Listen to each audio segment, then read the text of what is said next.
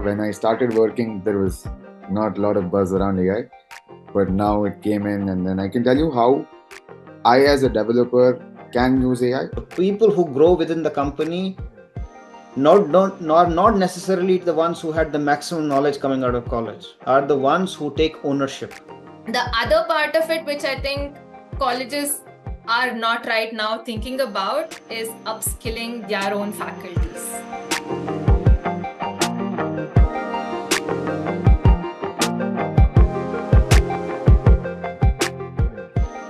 Welcome to HigherEd Horizon. We are from college.dev, and we are on a mission to decode the trends that is shaping India's higher education and placement landscape.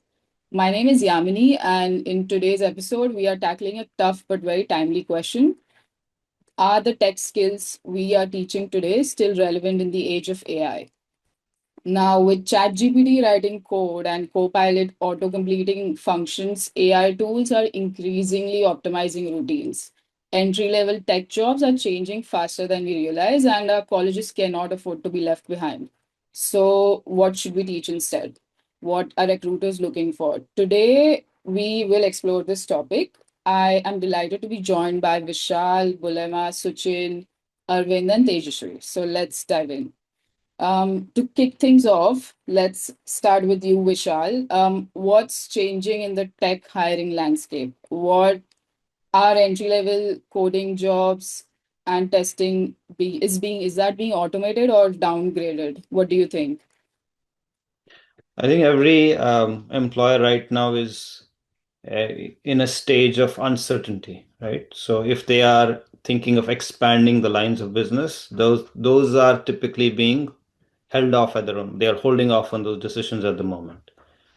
There is uncertainty in the world where the AI is going to lead, how advanced it's going to become and how many people are going to be needed. And there's also uncertainty because of tariffs. And because when there are tariffs, there's uncertainty about interest rates and other business dynamics where newer headwinds are unexpected. So usually in those scenarios also, what do companies do? They just hold off on newer decisions and they just try to optimize their current operations. That is what is happening at the moment, right? Majority of the companies are trying to trim down their costs, increase their profits, increase their bottom line, and build it into a better, more robust, stable, long-term business. Um, as far as someone getting into the workforce, it's a little uncertain time for them as well. But there are opportunities in areas where the company already has existing projects.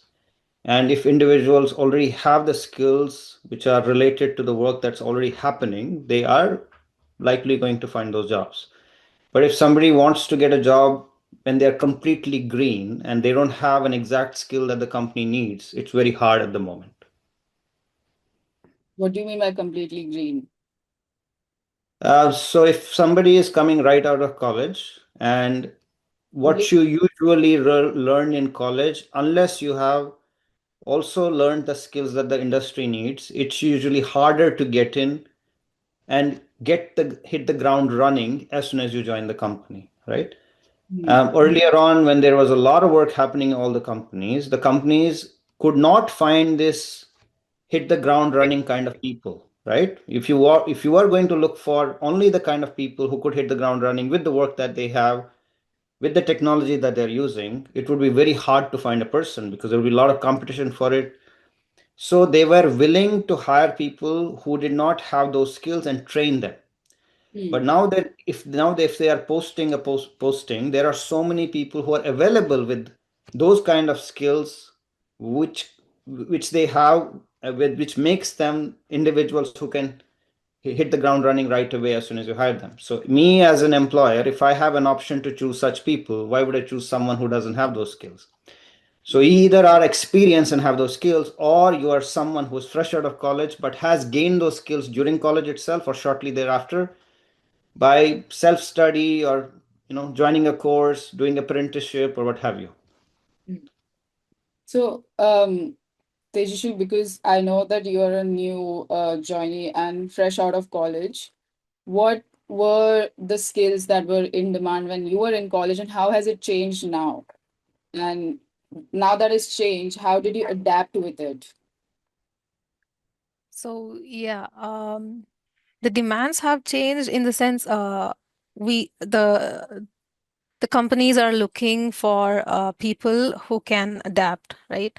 And I studied in India, so typically the college curriculum was and still is pretty outdated, Mhm. and nowhere is enough for stepping into a company. That is at least what I felt when I graduated. So the companies out there are looking for skills where the students can work with various kinds of technology. But what we learned in college is completely different. Especially back in India, we start, even though I am a computer science graduate, everything in the class was done on books, Mm. right? If we had 5 days in a week, we used to have only one day of lab, maybe. And Mm. all other time was spent trying to understand technology on books and papers. So all we learned was conceptual and theory. Yeah. Not we did not have enough time, or we did not get enough chance to actually experiment with what we learned in class. So I think that was a big drawback for me, and I personally had to spend a lot of time outside of classes to upskill myself. And like Vishal said, I had to take different courses, go on internships outside of what college offered. So that was a big challenge. And there were times where I felt my time was not being utilized in class. I think the same is being felt by many students even now. Yeah, I think in India it's very theory based rather than practical based. So Yeah. yeah, that's where students really do struggle. Um, with the skills that are in demand in 2025, let's maybe focus a little bit on that. So, what technical skills do you see that are high in demand right now? Maybe related to engineering or computer science or just engineering as a whole. Let's start with Suchin on this one. All right. So, from what I understand, I think given the amount of resources that are there online right now, the expectation, I think, is not necessarily always of someone knowing a specific technology, but at least knowing something which allows them to then jump on to what is relevant. Because each company is going to have their own stack, each company is going to have their own methodologies. Now, you can't go around learning all of them and acquire them. So, just to give you an example, let's say for someone who's involved in UI. So there are many frameworks. So from a company's point of view, you would be looking for someone who has experience with at least one of them so that it becomes easy for you to then, do the same and apply those concepts or pick up something new. So from what I understand and what I look at in the industry, I think the ability to be able to learn is very important, and to have actually had proper practice on any one and knowing a little bit of depth in that allows you to pick up newer concepts faster. It's never going to be possible that you're going to know everything that is out there, and you won't be perfectly aligned for a company, but putting yourself in a place that allows you to get there soon after you are with the company, you know what you need to learn, I think would be the way to go. And as much as AI is useful, I think it also reinforces the requirement to be really grounded in concepts, because AI can get you started, get you something, but from there to build it into something that's of production quality, you need to know what's happening in the code.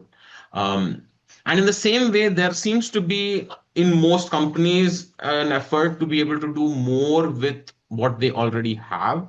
You leveraging AI. So there may be people who have, recently joined with a certain idea in mind. You need to be flexible to be able to, pivot and acquire new skills and adapt, like Tejashree had mentioned, to be able to adapt to the situation becomes important.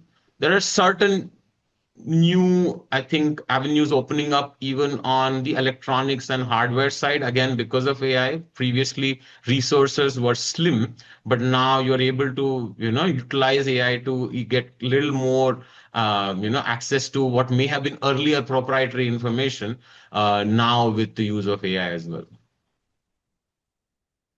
With the engineering, the electronics manufacturing thing that you mentioned, how can someone use AI in that? From a non-technical background, I would think of electronics or manufacturing to be like a really hands-on job. So how can AI be used in that? Could you give an example on that? So, I mean, just to kind of set the record straight on it, is that typically the numbers of opportunities in electronics always lesser than what they may be in on the software front. But previously, what would happen is access to resources like documentation regarding certain types of chips is hard to find, right? For you to be able to learn about them and then get it in a simple way, you might get a very detailed specification sheet, but you as someone who's a novice may not be able to understand and interpret it. So now with the help of AI, that makes it a little more accessible, where you can go back and forth with AI, try to understand those concepts a little more. And there is a lot of coding involved in electronics as well, right? When you talk about what is EDA tools, there used to be, these are very expensive tools, and there are some open source ones, and those open source ones are not very well documented. So there are some opportunities for you to be able to better understand compared to how the situation was before. So you have these electronic design tools where you have to, get components and draw schematics and stuff, and you could get more help with leveraging AI than you would ever be able to do in the past with it. Is that like 3D design? Is that the same? No. Not exactly. So 3D design is more physical, whereas conceptually similar. You have a layout where you can draw blocks and you can join them, but it has more emphasis on the electronics aspect of it, Yeah. currents and capacitances and etc. Okay. So for example, right now, being able to write code or being able to write a paragraph or an essay, it's become ubiquitous that we can just give a prompt and it's going to do that for us, right? That everybody has some kind of experience with it. But the AI is obviously not going to stay limited to that, right? Anything which is similar in terms of some level of understanding of how it was done in the past, and being able to have an algorithm create that is going to extend to all different kinds of work as well, and which some we may have gotten exposed to so far, or we may get exposed to in the upcoming months or years. For example, you mentioned 3D design, right? So there are AI tools in which you can already give a prompt, and if you have to say create a cube with a certain dimension and with certain thickness, earlier you had to make a cube on a 3D model and then you had to extrude it, and you had to do it all on the computer, but a human had to do it.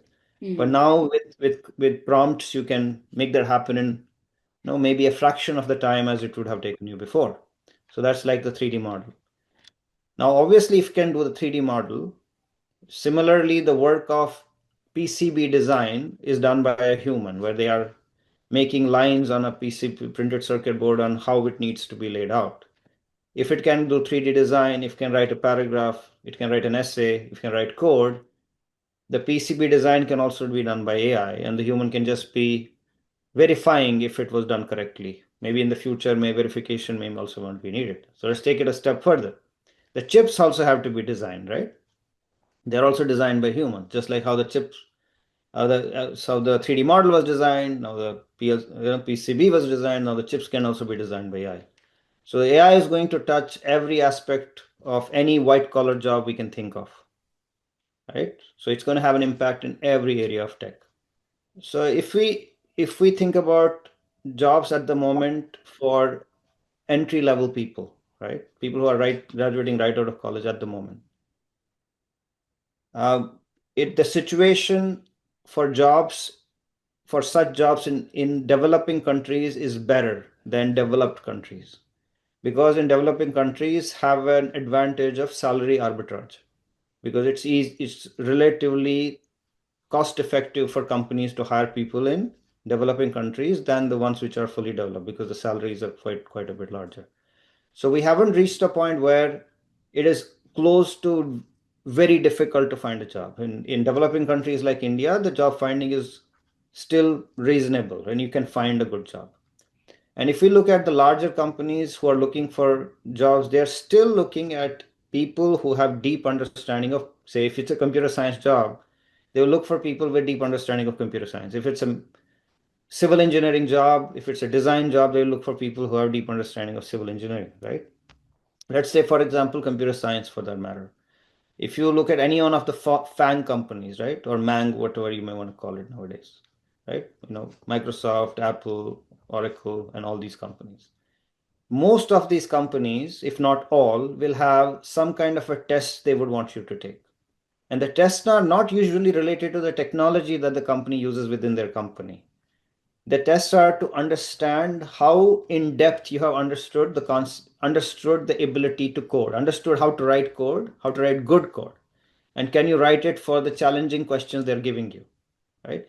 If somebody wants to have certainty in finding a job as of right now in 2025, then just doing your college coursework is not going to be enough, because there are so many people who have the same kind of skills just having done the college courses. If you are able to solve these kind of lead code type questions, competitive coding questions, which these top tier companies are anyways going to ask you in a test, the likelihood of you finding a job is going to be a lot higher than someone who doesn't have those skills. That's one. Second is that, which I believe is even more important than the coding skills, is how you come across when you are talking to an interviewer.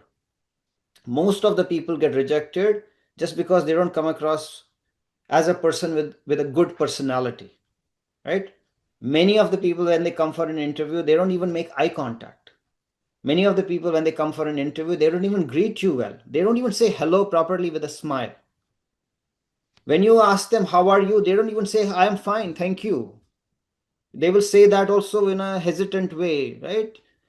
So you as an interviewer are not very open-minded to hire them, because you feel like they will not be a good fit in your team. And then even if you feel that they may be technical and may do okay in a technical role, but what crosses your mind is that someday they may have the need to talk to a customer because there could be an error in the part of the code they have written. They're not going to reflect, it's not going to reflect well when they cannot provide that exceptional customer service, when they can't even talk with that positive energy and enthusiasm.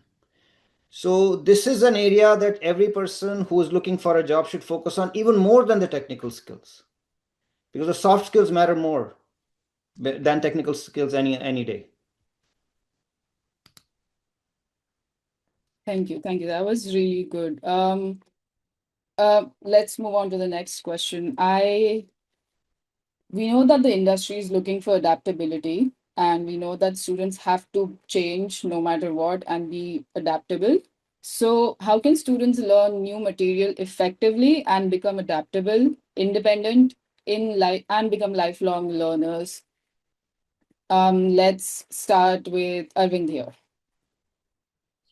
Sure. I can give you a developer perspective about this question because I have been working through this AI era. When I started working, there was not a lot of buzz around AI, but now it came in, and then I can tell you how I, as a developer, can use AI.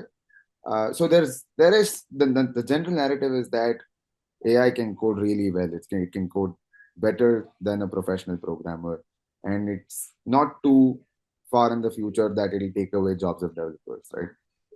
But with this help from AI also, you don't see a lot of people who do not like coding or who do not want to code write software.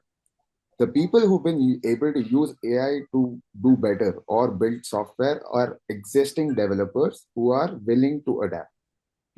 So what matters is how you can use AI to either work more productively or get more work done, basically. As a developer, at least as an entry level developer, the most in web development, the most simple things that are assigned to you are UI work or API development, which kind of becomes monotonous after a point of time. You keep writing APIs over and over again that have the same things. And this is where AI kind of helps you be motivated or be driven. It helps you automate a lot of your routine tasks so that you can focus on something that's more important or that's more interesting. As a fresher, the best thing you can do when you get into a company is give as many updates as you can. So you need to be heard. So you start working on something, you let people in the company know that you're doing this, you're doing that, and with AI you can do a lot more of that. So developer jobs are not going away. The only thing that any fresher or anyone who's getting into a technical company should focus on is how they can use AI to get faster, more productive, or get more work done. Yes. So yeah, so adding on to what Arvind said, right? So developers who can, I mentioned this earlier also, developers who can hit the ground running are always in demand. In hundreds, if not thousands of companies in India, there are existing projects, web development projects, mobile app development projects, and other kinds of projects which are actively going on. And in every one of those projects, there will come a point when somebody will leave, or there will be a need to add a person just to accelerate the work. So if somebody has an understanding of the domain and can hit the ground running, whether it is front end, server side, in any of the technologies, they are also going to find it easier to find a job. It's not only the ones who can do competitive coding. It's also these people who can understand technologies and have working knowledge of these technologies, or someone who has both. They can do competitive coding also and have understanding of all these technologies. So it's not that people cannot find a job. It is that people who have the right skills are finding a job and are finding jobs which pay quite well. Yeah, Yeah, like yeah, go ahead. just to take that one step further, also, I was saying that, I think if leveraging the tools that people have access to, students have access to, they can actually try to distinguish themselves by, you know, going one step further than what was expected and also what, they are typically capable of. So if there is a particular feature that is expected of you, you have now this sort of AI that you can leverage to go beyond what was just the described statement that was provided to you, and you can go into a little bit of depth. And so you're also thinking holistically of the product, maybe the testing involved in it, and also things around just your core task. And when you present that to your company, that kind of showcases that you're doing more than what was just asked for. And you have to, if you are trying to find a job based on the skills, like being able to build stuff, right? Building skills, then nobody is going to take you seriously if you say that I have the building skills, but I have never built anything before, right? It's like somebody being a web designer and they say, I can design really cool interfaces. Okay, show me your portfolio. Oh, I don't have a portfolio. I'm a musician. I can play wonderful music. Okay, show me some album that you have made before. No, I don't have an album, right? If you are looking to find a job anywhere where you're saying, we are claiming to be someone who has the expertise to build stuff, then you should have built something already. That building doesn't necessarily have to start after you already got the job. The building can start before you got the job. There are many ways for you to build a portfolio of your work. And you can even get that portfolio of work kind of time stamped. That makes it more legit. It doesn't feel like you got these things done from someone yesterday and put it all together. So if there's a gradual progression in terms of the complexity of the projects you have done over time, the time stamping can happen by you making those projects available on GitHub. You made something, you put it on GitHub. There's a nice little README which explains what it does. If you can put it on the server, some inexpensive plan or a free plan on T2 Micro or something like that on AWS, put it even on the web.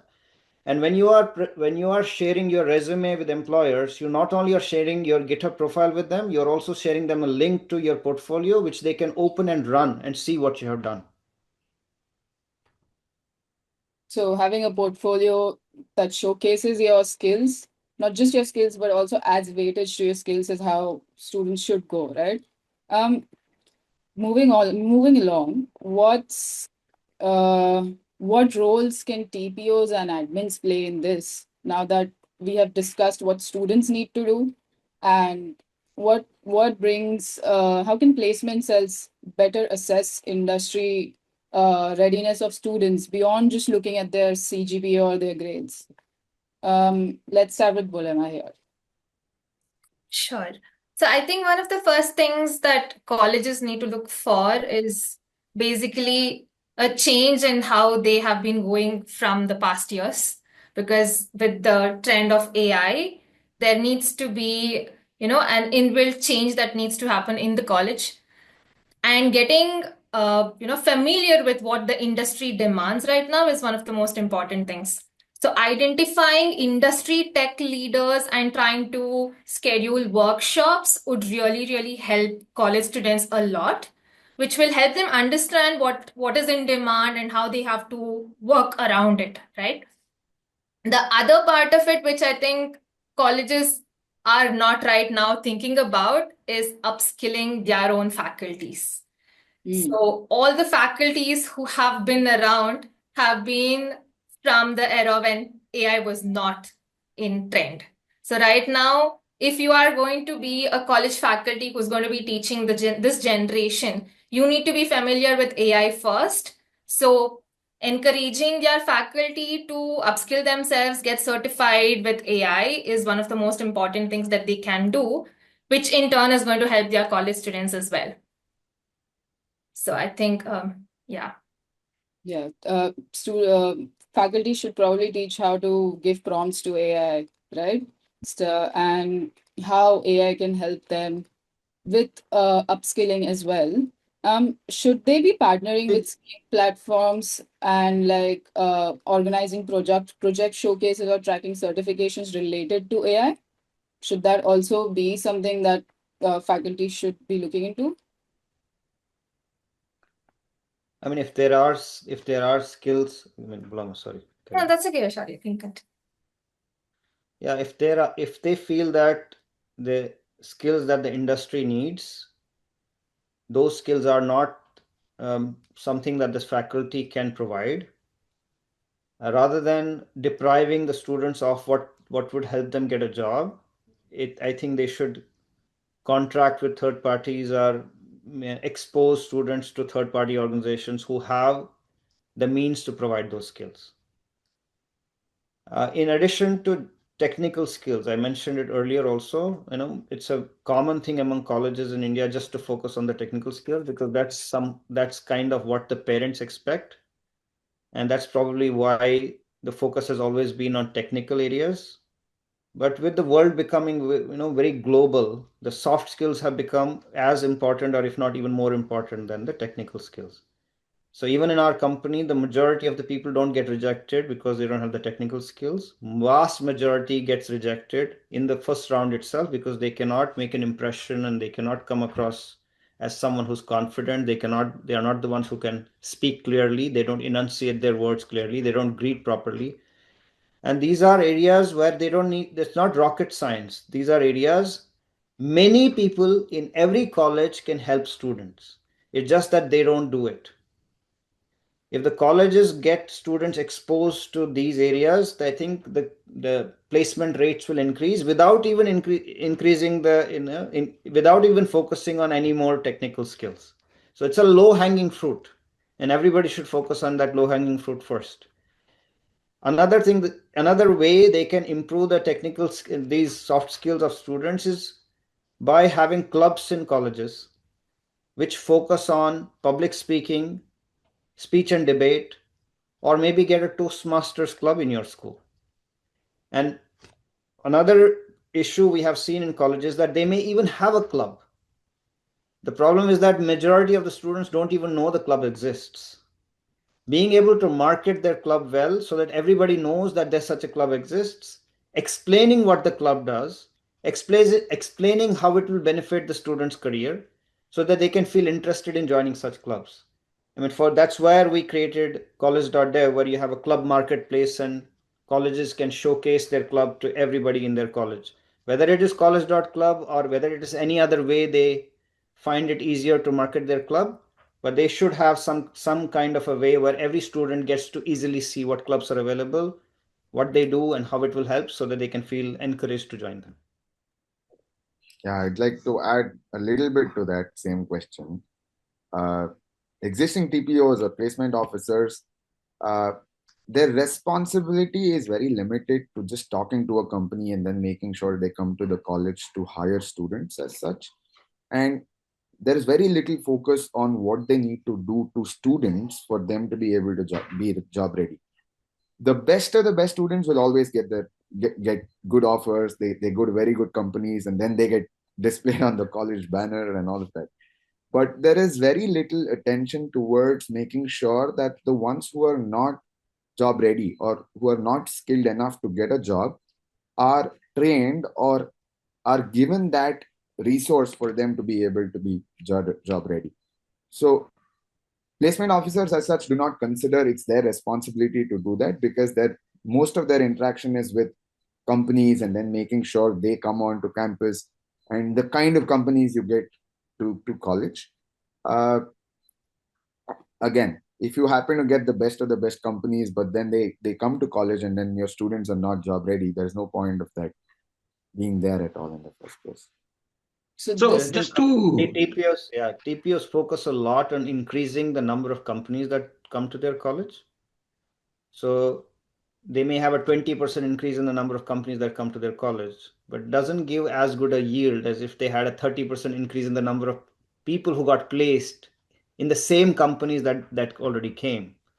Because such a small percentage of people make it through the placement process even after the companies come.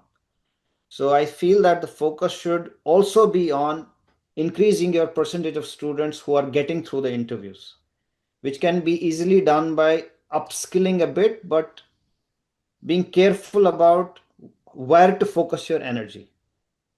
Like I said, the low hanging fruit is, soft skills that can be first and then can be job related technical skills, and then they can build from there and see what the industry needs.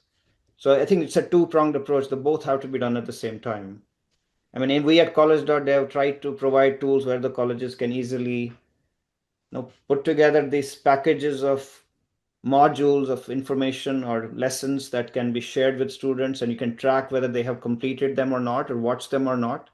And if they have watched them, have they understood the material? Did they just watch it and just started playing cricket, right? It maybe just kept the video on just for the sake of playing the video. Or did they really watch it and understand it and take a quiz after that? And once, only when they have passed the quiz, only then you are considered to be eligible for a placement process. Now there's a compulsion to finish it. And with that compulsion, you are making them, more skilled and more likely to get a placement. So that way your placement percentages increase with the same number of employers that you have, and obviously you're going to get more employers, and that's also going to add. yeah. So something that we have seen in our experience with working with colleges for all this time is that the placement officers have a higher level of focus, or actually have focus only on these 6 semester, 7 semester students who are going to, enter the job market soon. Now, I think that mindset needs to change, where students have to be sort of pushed to expand their horizons in their first semester, second semester, get to know more people, get to know the clubs, involve yourself in all of that, start working towards your acquiring additional skills and upskilling somewhere into the second year, early second year. The TPOs need to start, assessing these students so that they know which groups of students are good at different things, and then they can be guided to, relevant careers early on. And then what helps them is they don't have to learn everything under the sun, but they can keep getting better and better at a certain skills that they're already as a sort of inclined towards. So this focus across the college is important rather than this small focus on just students that are going to graduate soon.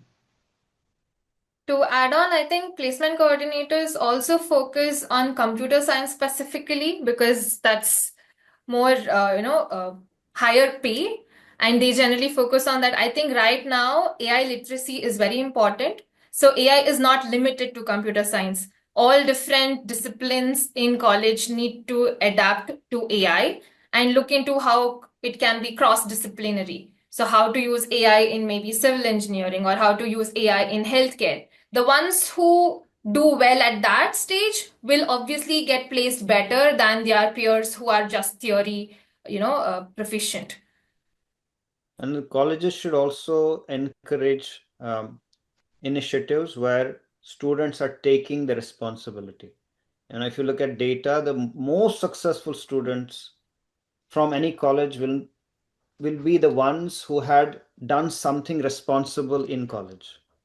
Because companies, when they are want to grow their people in their organization, they are looking for people who take responsibility, right? Someone who may have been a topper in a college may find it easier to get into the company, but that doesn't necessarily mean that person will have a fastest rate of growth when it comes to career within that company. The people who grow within the company not necessarily the ones who had the maximum knowledge coming out of college, are the ones who take ownership. And that ability to take ownership and drive something on their own, that comes from your real life experiences during college or before, right? As someone who may have run a Kirana store for his dad when his dad was away, growing up, will likely be more responsible when he joins a company because he has understood that sense of responsibility while growing up. Someone who ran a large organization like a club with hundreds of members and grew it during college already has that experience of growing something within college and promoting something, getting people interested in something, taking membership fee for them if there is a membership fee, keeping them engaged and organized. So that's incredibly valuable when they join a company or even become an entrepreneur. So the colleges should also encourage that part where many opportunities are provided to students, where more and more students can come into this area of leadership to lead things and drive things and take responsibility for things. Okay, thank you. That's really insightful. So yes, we were at what colleges should do and advices for colleges to maybe change their curriculum, add soft skills, add clubs. And before we wrap up, I want to ask from everyone on the panel, if you had to give 3 advices to college decision makers, whether department heads, placement officers, or professors, to help their students prepare for AI, what could they be? Let's start with Sachin here. Okay, so 3 pieces of advice for college students, and that includes maybe on the AI front as well, right? You're saying? Not Um, college students, sorry, college decision makers, the department heads, professors. okay. So I think the sort of overall feeling that I carry across based on the interactions with the different administrators is one, I think starting early, getting the students involved with issues related to the job and the industry slightly earlier on than they used to before would be one area. I would say the second thing is, tie-ups with industries and such that there could be some hands-on work that students could do early on itself as well.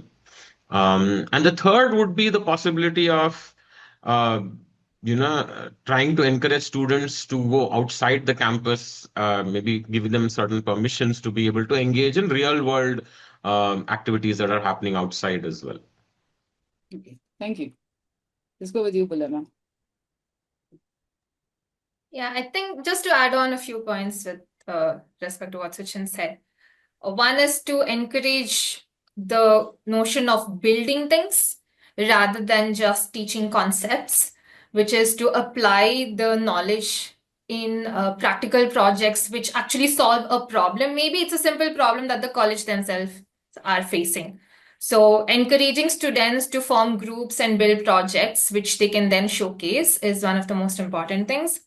and also enabling uh, you know projects that can be done combining the interdisciplinary things, which is not just computer science project. So it can be a computer science with biotech project, or making that happen might give an edge also. Yeah, I think that was it. Thank you. Tejashree, your advices for college decision makers. So my advice would be like Suchin and Bolama shared. First, they'll have to start early. Starting early is very important, at least in my point of view, and encouraging students to work in teams. Because I, as a student, when I used to work in team-based projects, there were many people who could code very well individually, but were not able to get their points across or work well together when they were put in a team. And that's exactly what their jobs would be, right, when they join any company, because it's a completely team player thing. There's no individual work. So yeah, so definitely encouraging them how to work in teams would be really helpful, and we can make that possible by encouraging them to go attend hackathons or team-based workshops Or join. and such. Yeah. Yeah. So yeah, I think that's what I would like to share. Thank you. Arvind? Sure. So I think there'll be a lot of overlapping ideas because it's only three things that you asked each of us to tell. But I'll try to be as different as possible. One thing is that I strongly feel there's a large gap between placement officers and faculty. I think this gap has to be bridged. There has to be more communication between faculty and placement coordinators. So decision makers as such should take any action to bridge this gap, be it upskilling students or providing any kind of course and things like that. Second thing is to give as much leadership responsibility to students as possible, be it organizing a fest, it could be a tech fest, small events, uh, it could be anything that's not even related to technology. So that's the second thing. And like Suchin and Bolama mentioned, I think the best way to learn anything is to build more and more stuff. Uh, Existing companies, they interview you for data structures and algorithms because that lets them find out how you think. I think that's going to change very soon because they're going to ask you what kinds of stuff you've already built. Because while you're building something, you encounter a lot of questions and challenges that you will figure out how to solve. So making sure that everybody in college, every student in college is trying to build something, and that something is relevant to real industry environment. It so happens that I think there it is still mandatory that every semester there is a project that students have to work on. But when I was studying, it so happened that you just make a project for the sake of it. You get some marks and then you move to the next semester. Is making sure that this project is more relevant to the current trend is something that I would stress upon. Great. Thank you. Vishal, would you like to add something to that? Yeah, I think this is a very uncertain time for students, right?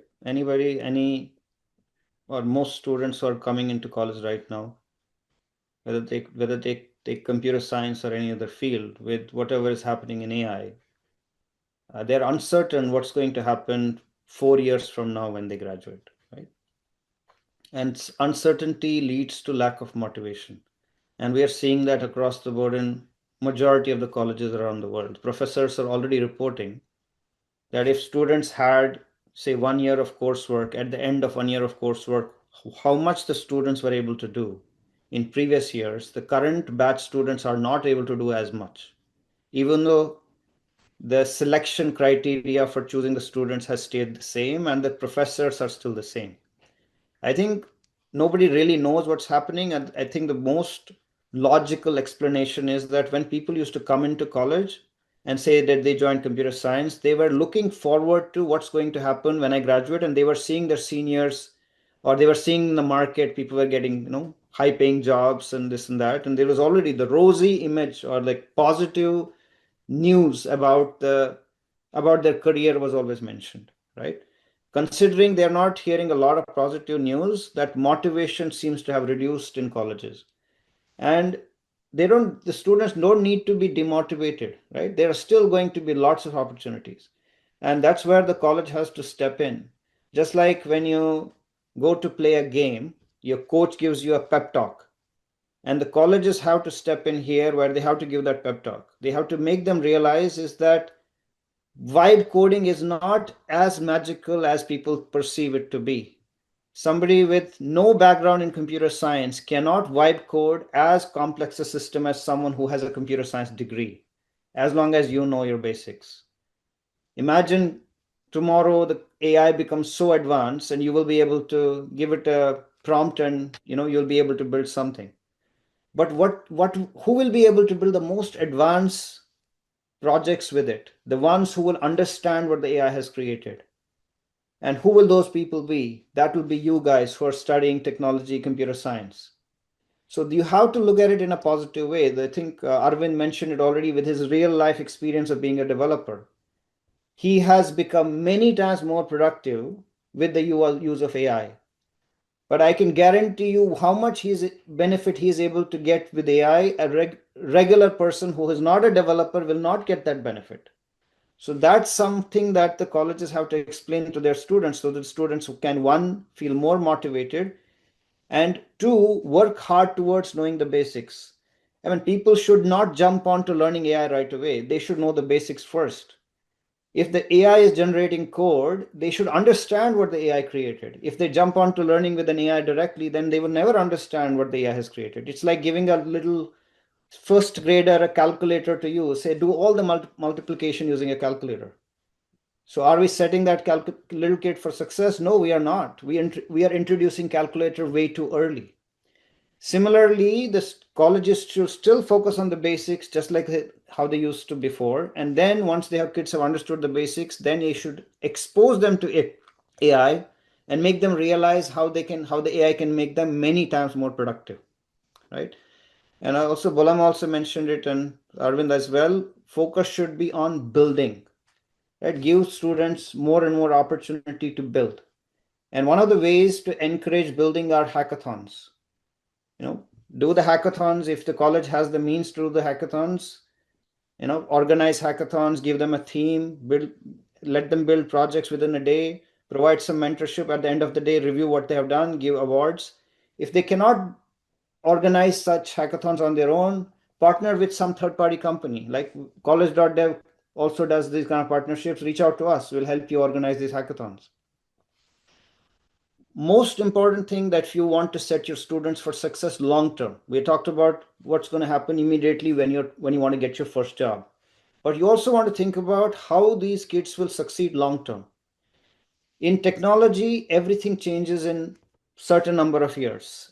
In certain, say decades, it may change in couple of decades. In certain times, it may change multiple times in the same decade. I think we are in a time right now where technology is going to change so much in the next 10 years that you always have to learn something new, which used to be the case before also, but you may have to learn something new every 10 to 15 years. But now with AI technology itself is going to change so much that you will have to learn something new every maybe 2 to 3 years. The students who are going to be most successful, who can ride this wave and use this as an advantage to reach success, are the ones who can keep track of what is changing, figure out new opportunities in learning something new which others have not learned before, and others haven't learned yet, and be continually ready to learn that thing, right? You learn something new which you thought was coming with AI. You are the one who has an expertise in it. You are one of the very selected few who will be sought after and hired for that kind of skill. But you don't settle with that. You always look for what's going to be coming in next, and you learn that next thing also, and so on and so forth. Keep going the same cycle. So most important skill to learn right now is how to learn on your own. Don't get your students too used to spoon feeding, and everything doesn't have to be taught by the teacher.